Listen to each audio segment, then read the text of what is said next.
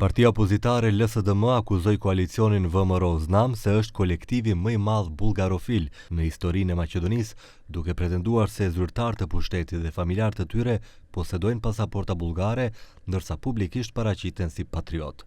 Nga LSDM thonë se qeveria po e mban të bllokuar rrugën evropiane të vendit, duke refuzuar përfshirjen e pakicave në kushtetut. Сега тие зборуваат за бугарофили и не обвинуваат нас во СДСМ дека сме предавници. Вистинските предавници на македонските национални интереси се во владата на Мицкоски. Најголемиот бугарофилски колектив во историјата на Македонија денес се наоѓа токму во редовите на тендер коалицијата ВМРО Знам. Половина од оваа тендер коалиција има бугарски пасоши. Министри, пратеници, директори, функционери, сите со црвени пасоши на Европската Унија, а глумат лажни патриоти пред народот.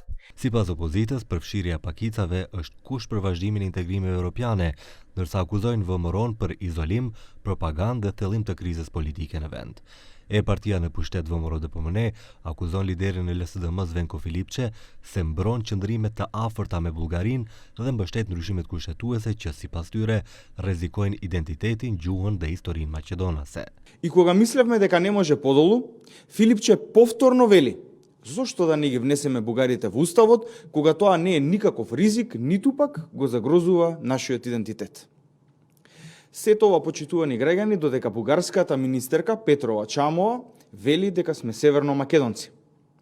Филипче натаму останува единствениот политичар во Македонија кој е најгласен за уставните измени.